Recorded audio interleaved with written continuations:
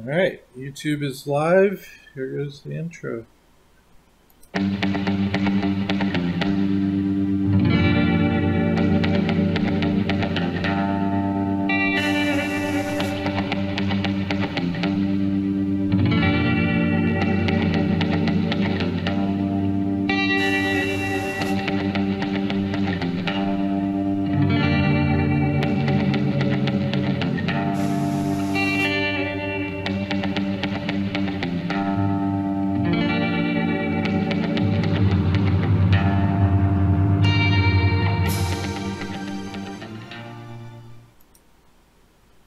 And we are live. Welcome everyone to the D7X Tech Show.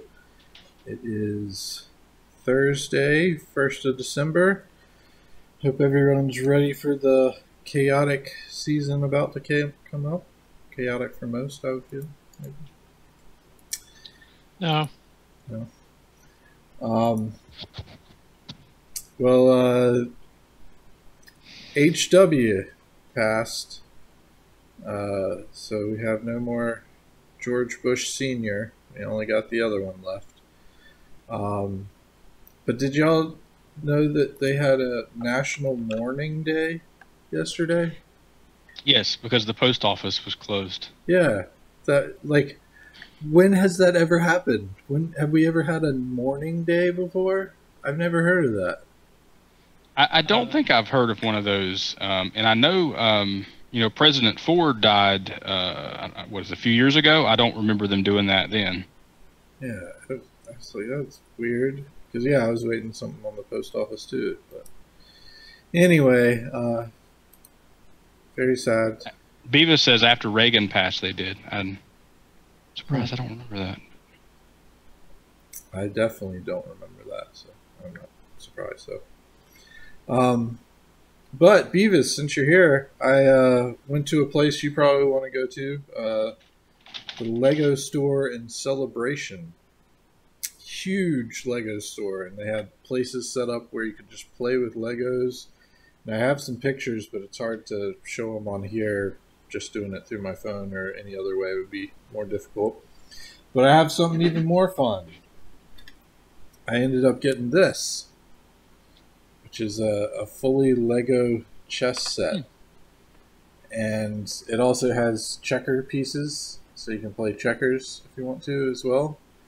And we found out that Johnny's dad is a checkers master. He ended up beating me twice. The second time I gave him a run for his money, though. He beat Johnny with no problems, and then tied with her mom. So they had a stalemate. But it's pretty fun, and it's 1,500 Lego pieces. Crazy. This one was on sale because it was last year's model. Johnny pointed out to me after we got home. We were starting to build it. But yeah, it is pretty nice because especially since apparently the chess pieces don't stick on very well, but see if I can get this to break apart without dropping everything. Yeah, so it splits in half, and then all the pieces can be stored inside the box of each one, and they stack on top of each other for carrying, so it is pretty nice. I like it so far. We haven't played chess with it yet, but some point soon we will. Very tedious to put together, 1,500 pieces, no small feat.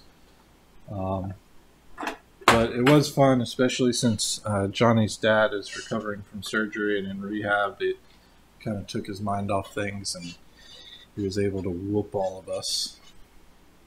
Yeah, that is a small set, I know, but it's a large set if you haven't touched Legos in 15 to 20 years. So yeah, that was pretty cool. Other cool news that's out, and I didn't even realize this until I saw new episodes coming up on Netflix But Z Nation has a new season out, season 6. They're almost through it too. That show is amazing. If you haven't watched it, I know Nick likes it a lot as well.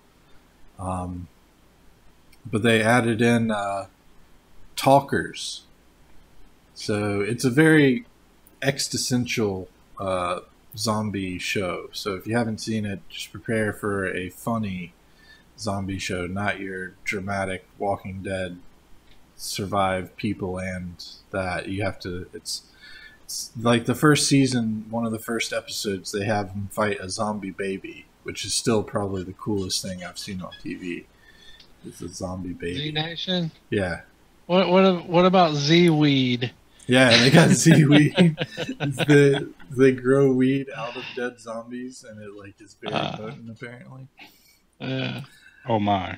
But yeah, this season introduces talkers, which basically they are still human, and as long as they eat brains, they stay human, but they're dead.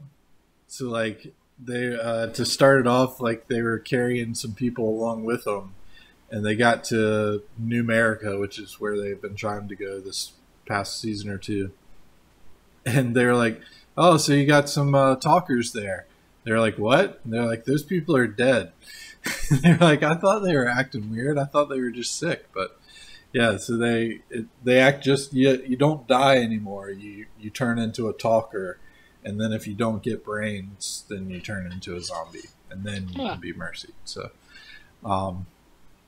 it's an awesome show. I really like it. It hasn't let me down like Walking Dead has and Fear the Walking Dead have. So, highly recommend it if you haven't seen it. Also, if you didn't get your hands on a Steam link, Z Nation, I'll repost that link again so you can get it, Fred. Yeah, Z Nation is an awesome show. Highly recommend it. Yeah. I'm looking forward to the new season you're talking about. I haven't watched it. Yeah, season 6. They're out with almost 8 episodes, and I didn't even know they were out. I was like, "What? Wow, that's crazy." Well, actually, wait. The last season. Wait a minute. I'm trying to think. The last season I saw. I forget. Well, I'll have to try to remember later. They were trying to get to New America. I don't know. I don't remember. I remember New America. All right. Never mind. The Black Rainbow? Anything about that? The Black Rainbow, yes, the Black Rainbow. Yeah, so you're close. Yeah, it was like the end of that season, so it was like it kind of looked like that was the end of the series, you know. Yeah. That's what they've done fairly well at the end of each season. You could just cut the show off, but they keep going on. So yeah, it definitely looked like the end of the series on that one. But yeah, well, they picked it up well and got majority of the characters back together again. So. What season was that?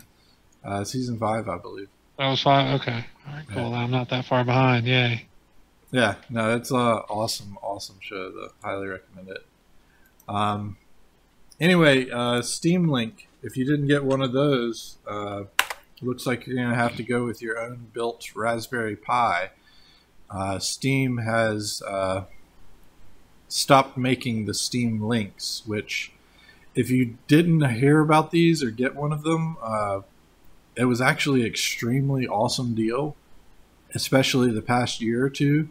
They'd been marking them down to like $2.50 for like your summer sales and Black Friday sales and Christmas sales. Like basically any time they had a sale, the Steam Link was down to $2.50. And essentially what this is just a box that you can HDMI to a television and then stream Steam games from your computer, but you can also minimize Steam and just use your computer on the TV. So you have a $2.50 box that you can hook up to a TV and be able to cast essentially your whole computer to it. And it works really well with the Steam controller or USB devices, and it was an awesome product.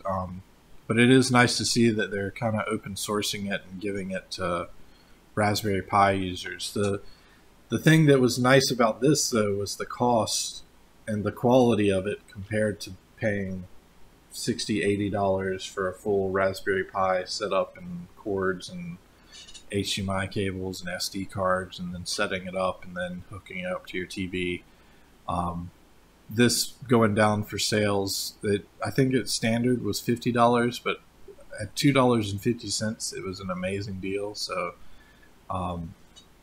I would still recommend it if you play Steam games. The Steam link on Raspberry Pi is pretty nice to be able to just stream to your TV and sit back and play on a couch. So other big news out there, Microsoft and Edge. Did y'all hear about this? Edge is switching over to Chromium. So they're basically like scrapping everything that's about Edge right now and moving over to use the Chromium source to build a web browser on top of that. That's interesting for Microsoft to do. I can kind of see it, considering they'd be able to put it on Linux and Mac super fast, super easy, and Android. Like, all of those will be able to just move over to those platforms so they can have a browser that's multi-platform. Because I don't even know if they have Edge for Mac. Do they have Edge for Android? I don't think they do either. I think Edge is only on Windows 10, isn't it? I think so. Nick, you're muted. Hi. Yeah. I think there is an Edge for Android because the article I read said something about that. Yeah. I'm not sure. I know they're And that it focusing was on Chromium based actually already, or something like that. Oh, nice. Or something like that. I know they've been focusing on Android a lot more, so it's got to feel good to Google for them now basically having Microsoft use two of their open source products, like, to switch over to it. Although Microsoft may be using it to catch up with Google Chromebooks, because there's also a Windows Lite possibly coming out. And essentially the Windows S and S mode stuff is a terrible idea. RT was ridiculous. But they have a new product called Product Lite, which is a version of Windows. And not a lot of information on it. We probably won't know much more about it until possibly Build 2019 next year, which is usually in March, I want to say. But from what they assume is basically it's going to be like Windows S, but more probably browser-based like Chromebooks are. So they're trying to target that market that they've lost a lot of share in. So Beavis, you're moving over to Vivaldi. I've heard of a lot about it. I haven't looked much at it. Is that the privacy-centric browser or the super advanced user can configure a whole ton of crap browser? There's two of them out there that I've seen that look like promising options. Yeah, that's what I thought was Vivaldi. Is you can configure a whole lot of stuff with it. So cool. Well, let us know if you end up making the full switch and how it works out for you. I'd be interested to hear. My Chrome has been getting back up to 2 gigs worth of memory usage, even though I have a VM dedicated just to junk browsing and try to get all my web pages over to that. But Dang. Even on my main system now, it's creeping back up there slowly. I don't like it. Other big news.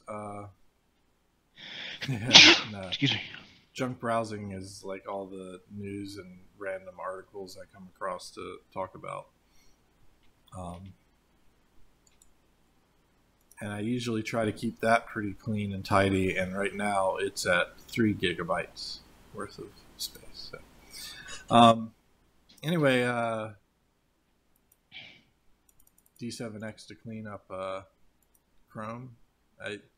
D7x doesn't have Chrome tab management yet. Maybe someday. Well, 10 files. But yeah, not that. Yeah, not that, man. Memory, you're gonna manage the memory of Chrome. If we do that, then I think we'll have a huge product on our hands if we can manage the memory of Chrome.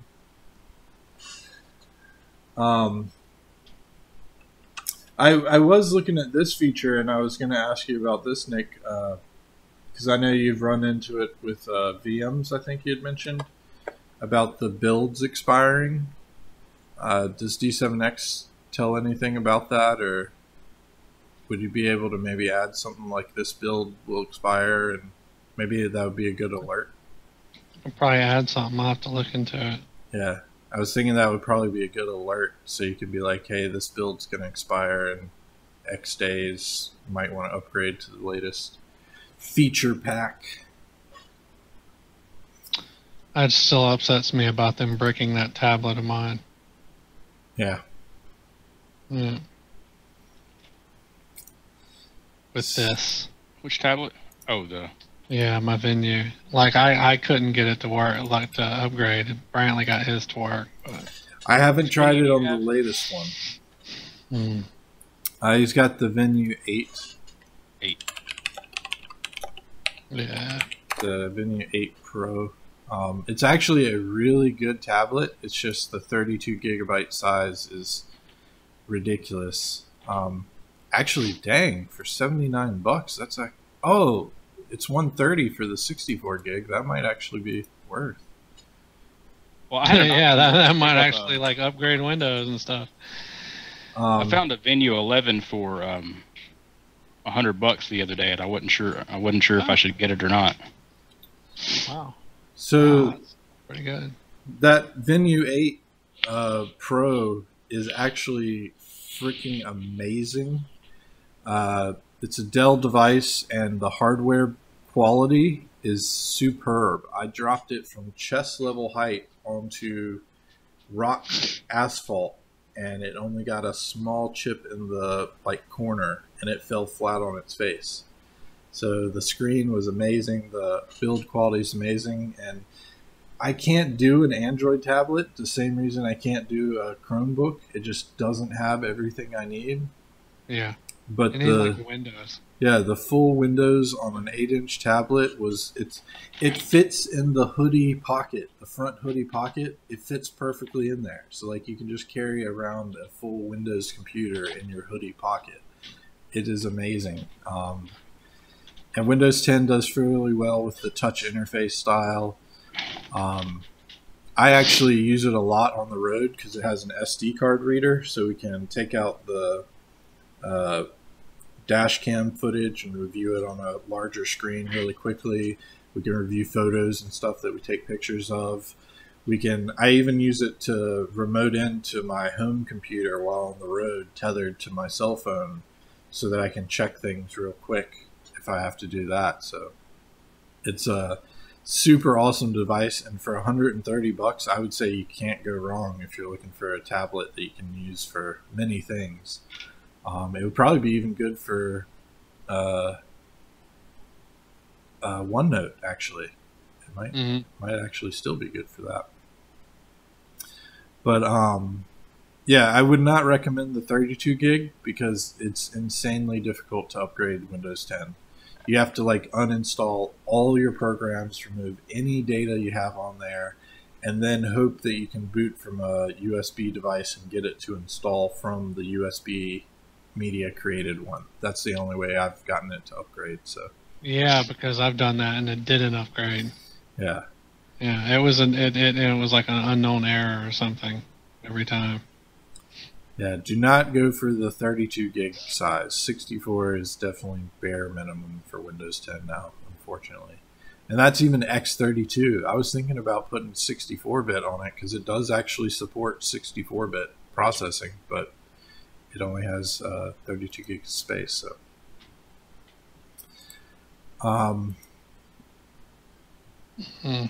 yeah, I never really liked Dell's build quality either, but they have done better in the recent years. That Venue, like I said, I've been extremely impressed. I mean, I've been traveling with it for almost 4 years now. I think I've had it. Yeah. And it's held up extremely well against my, like, try to take it everywhere kind of stuff. So, and you know, but the thing about that to remember is that just Dell didn't make that Venue. Somebody else did. Did know. they? Well, What I'm saying, like someone made the hardware that wasn't Dell, right? Yeah, Dell's yeah. the hardware. So when you're talking about Dell's hardware being good or bad or whatever, you have to look at it on a device, like case by case basis for the devices.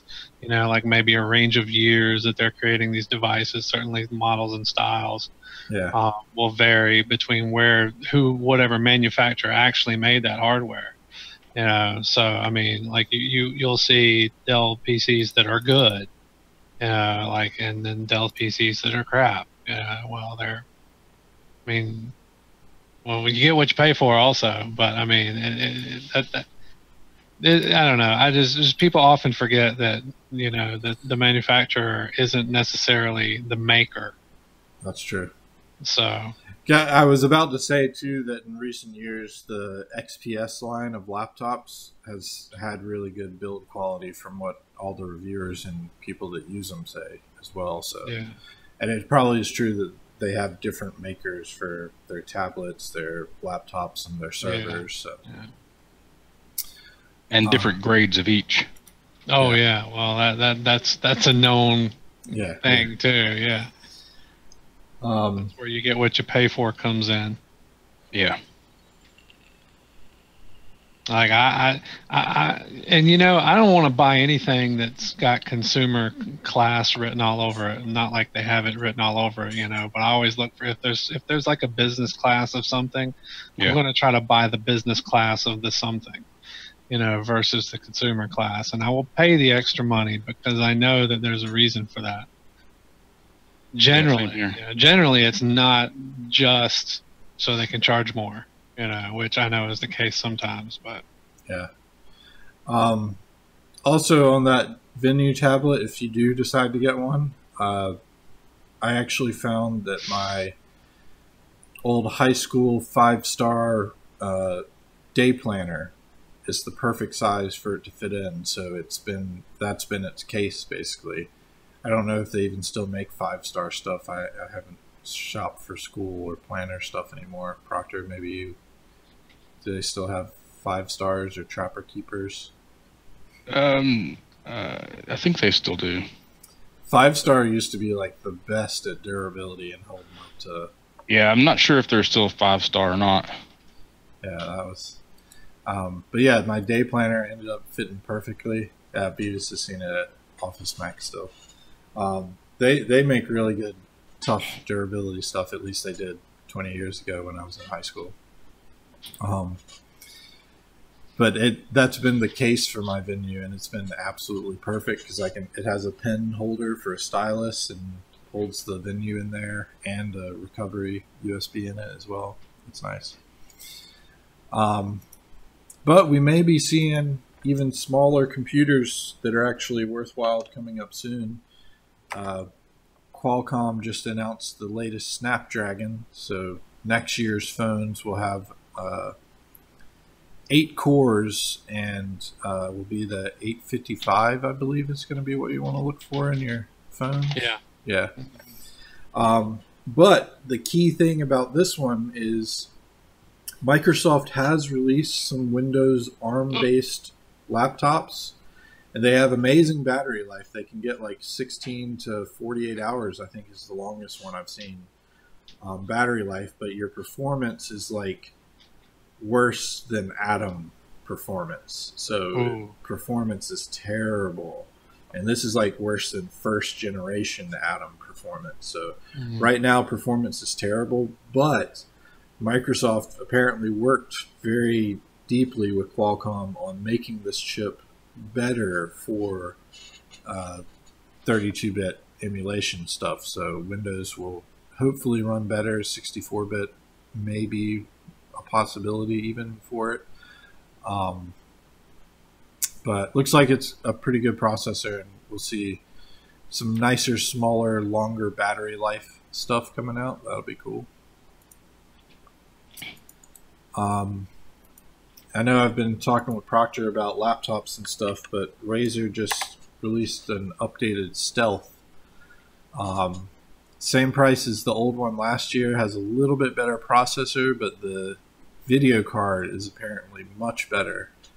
But if you're going for a 13-inch laptop, I wouldn't see why you would want to play games on it. So I would say if you actually find a Stealth 2018, I'm not sure if that's the name they go for it with, but if you find a Razer Blade Stealth 13-inch that has the 8th gen Intel processor in it, go with that one instead, because even with a MX150, you're not going to be playing a whole lot of games on it, and on a 13-inch screen, I don't know why you would want to play games on that anyway. But it's a great travel laptop, and the older one should be cheaper now, so it might be actually in the worthwhile price range. Speaking of games, though, Fortnite has kicked out Unreal Tournament. Can you believe that? What? What do you mean kicked out? So Epic has made great Unreal Tournament games. They were working on a sequel, but they decided to take all the developers off the Unreal Tournament sequel and put them on Fortnite development. Absolutely ridiculous.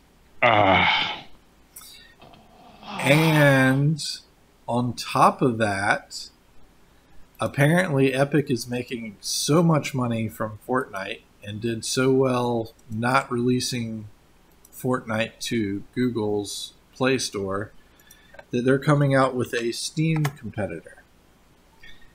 So they're going to offer their own buy all your games under our roof and be able to access them version. They are, unless they start selling Unreal.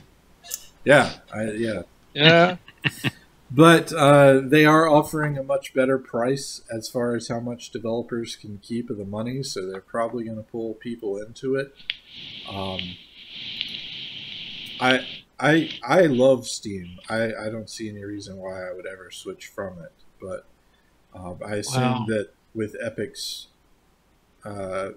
business practices already, that they're probably going to have some exclusives that you're going to have to get directly from the Epic store. So I just want to go ahead and say, of course, they've made a lot of money.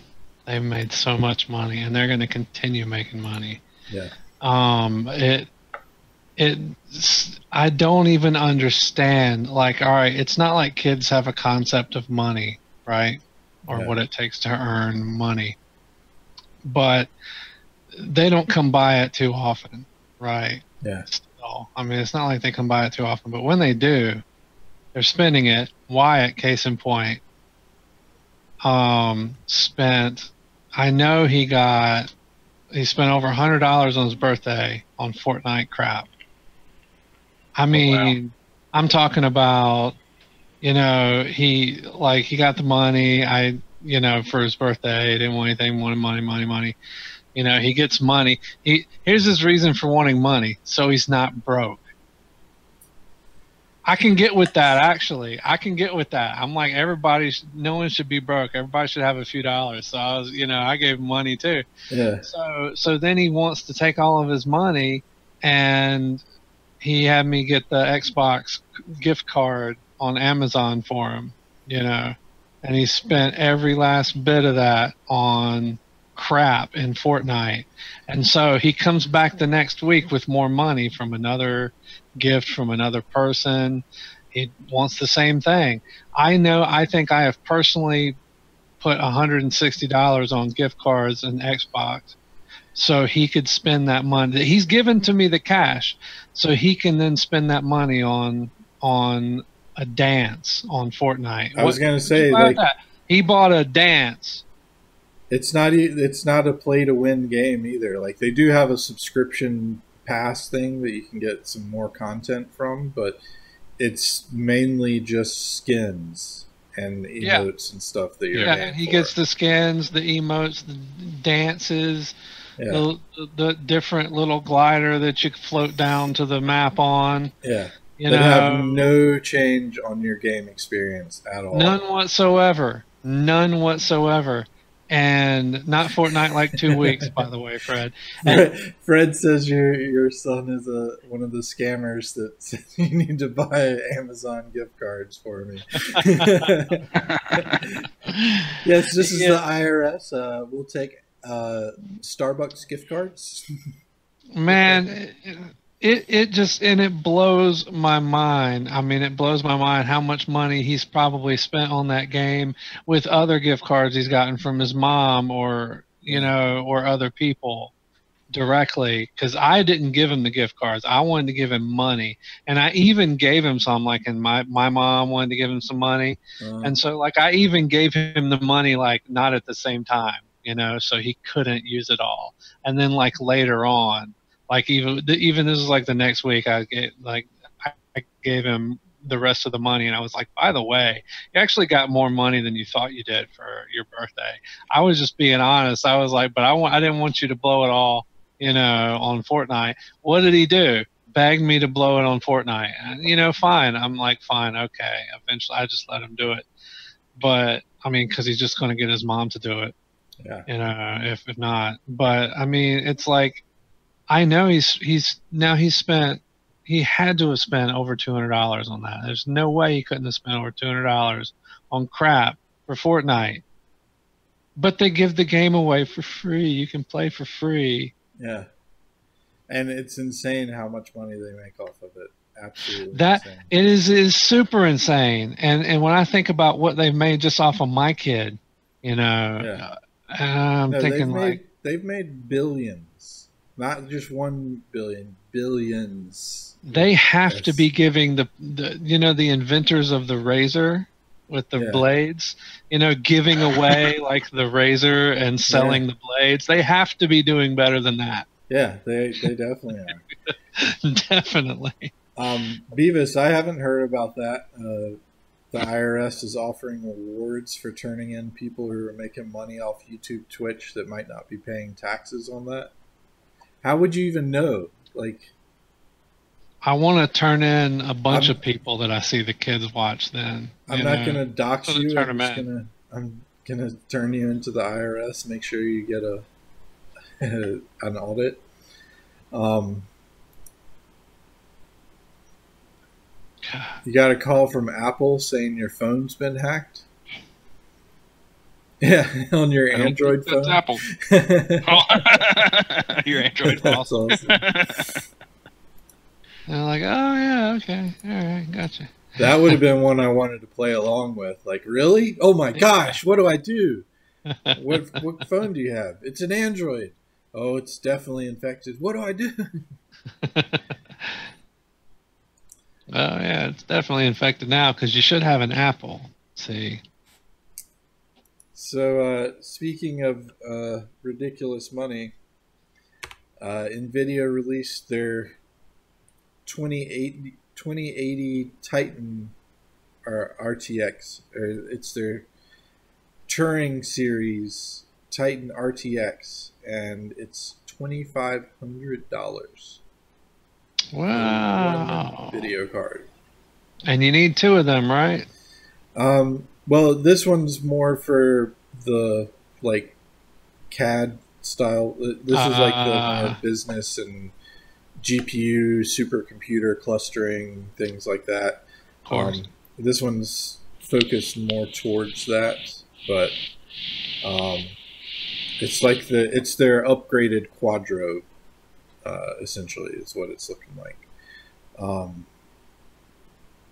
But yeah, that's $2,500. I thought it was ridiculous selling the 2080 Ti for $1,300, and people have bought that. I'm just like, that's insane.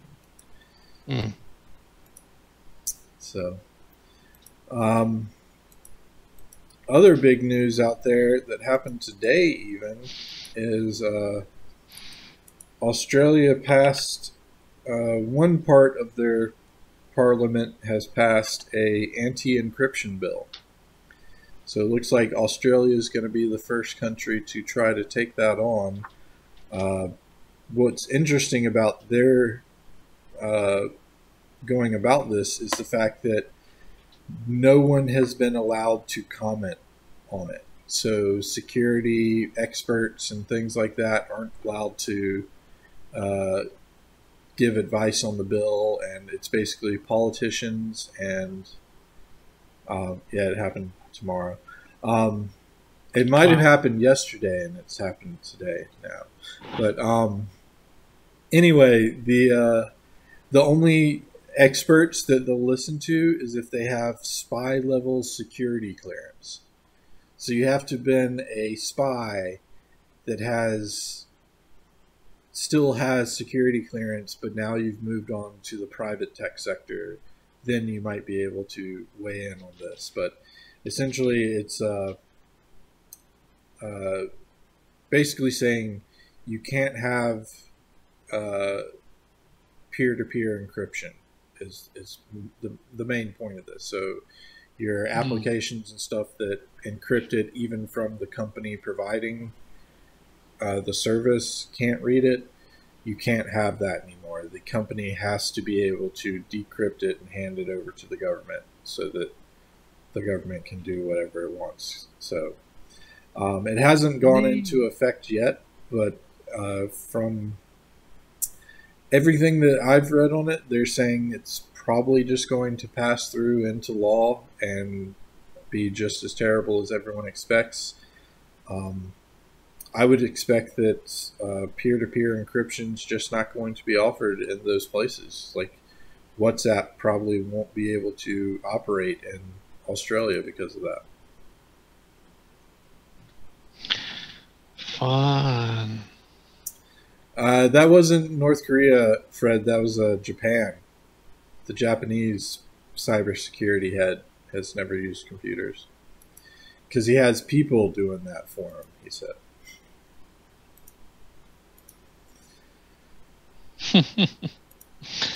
Didn't think of a better excuse, really. Yeah. So, Beavis, you might know more about this than me, but apparently Legos is going to have a AR set, and it's ready. Legos AR Playgrounds app you can use on your iOS device. But it does look pretty cool. Like it takes all the imagination out of it. So I guess that's cool. I still think it's cool because like the Lego games are awesome. And if they can add any of that into actually playing with real Legos, that might be pretty cool. Oh, that's cool, Beavis.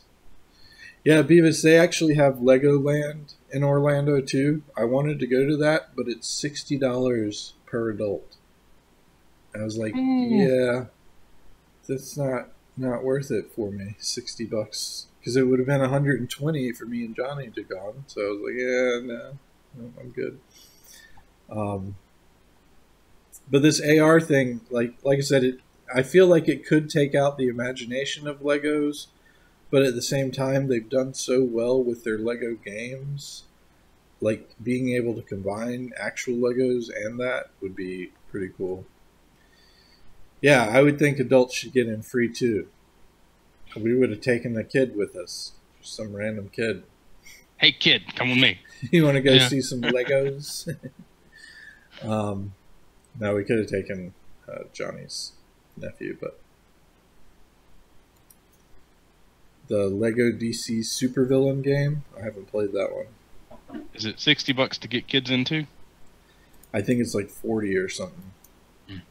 It's still ridiculous. Like that's like as far as I understood too, it's just going and seeing like super massive Lego setups, like the Bugatti type thing, or like entire scenes, real life size scenes made out of Legos and stuff. But it's not like you go in and can play with a whole lot of Lego. I'm sure you can play with Legos at some point, but it's not like a Lego amusement park that I would expect to pay $60 for. Lego's New Orleans Bourbon Street display.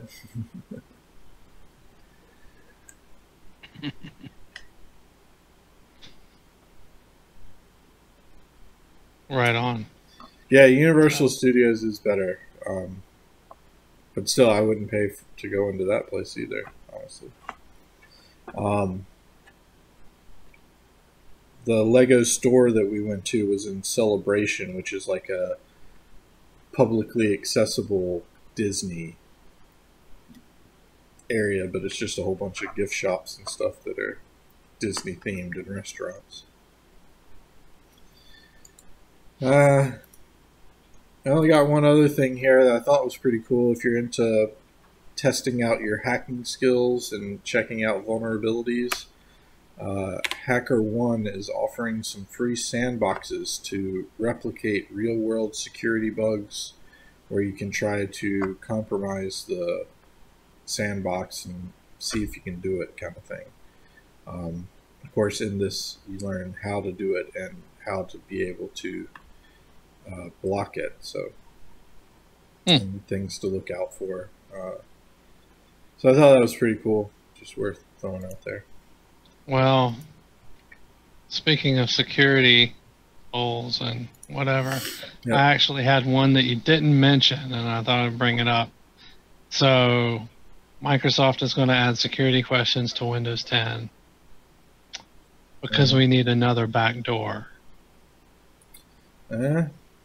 Yes, we need another backdoor. And of course, there will be plenty more exploit opportunities when they have tools to manage these over the network, which they will. Well, I mean, I would think the security questions you already have if you're using a live account to sign in. You already have those on that, but that is different. That is still different from your Windows PC. Yeah. You know. What's the name of your first exploit? That one actually, that article actually references a talk, why everyone's dog is named Fluffy. Just thought that was amusing. I mean, they've been fairly good about Windows login security. Like the PIN number, if you put that in incorrectly too many times, it forces you to enter in a random phrase, and then it'll force you to use the password if you do it still too many wrong times. So yeah, that's not that bad. I would feel like that the security questions would just be live account security questions available directly on your OS instead. They could be. But I mean, it will be interesting to see if it's stored in the cloud or if it's stored on the system. That might have some, especially physical access. The article mentioned something about having tools for network administrators to manage these, like enable them, enforce them, reset them. So that seemed to be looking towards like this more, like probably not good. So yeah. And it's not, probably not so much, I don't know. I mean, this might end up being one of those things that isn't as big of a problem for domain networks as it actually would be for end user workstations, but just because of the features that are still available and exploitable. Yeah. But anyway, so that looks like fun. And I have a d7x announcement. This is an embarrassing one too. So I added some code. I think you mentioned it, Brantley, to me. I think it was your idea. So I added some code so that you could use the d7x account password. If you know it, you can use that to unlock the lock screen. and a few Yeah. other things where Yep. it would require the technician password. I do remember asking about that. Yeah, I guess that was your idea. Well, apparently when I implemented that code and then I rewrote some other code in the lock screen, and apparently I actually switched it around so that the account password still works, it'll unlock, but the tech password doesn't actually unlock the lock screen anymore. The current build, in fact, anything but the tech password will unlock the lock screen. Gibberish will unlock the lock screen. The tech password will not unlock the lock screen. It had a not instead of a equals. Yeah. Yeah. This is not the password. We'll unlock the lock screen. That will unlock the lock screen. So, in any case, Brad, in case you run into that. Oh yeah, and we have the forums.d7x.com. And you had mentioned this at the end of last week. I didn't realize you had uploaded 9. But check out our YouTube channel. Nick's got d7x intros and a custom apps breakdown, a links menu, folder shortcuts. And it looks like an updated version of the D7.2 walkthrough stuff. So yeah, I took over we had a 5-part, set up and breakdown of D7, getting it set up and everything. Yep. That were geared for D7.2, and so a couple of those are completely redone from start to finish. Some of them use some of the D7.2 video, but they're all completely updated for D7X. And yeah, then there's like another 4 that I uploaded that were remakes, and like one was like brand new, or 1 or 2 of them were brand new functionality that I think videos, but I'll have to look at them again. But yeah, so I'm trying to do a focus on videos also, because I've actually done the last few, not the last release, but the 2 releases before it, I did release notes in a video format. So I had a video on each of those release notes. Yeah. So I had made a fairly detailed outline on that walkthrough video I did for D7.2. Yeah. And I was looking it up. Does that link still work to YouTube? Yes, it does. Yeah, that's the one that it gives you when you go to the site, actually. So. Oh, really? Yeah. Oh, whoops. We have new links with the D7X tech name, I think. But anyway. So I was looking it up in our OneNote, and I didn't find it. But I did come across this that I think is kind of funny. Maybe I shouldn't say it on the show. So we have a sales pitch page, and the only thing it says on it is you can't really blame a toolbox for a mechanic not knowing how to fix a car.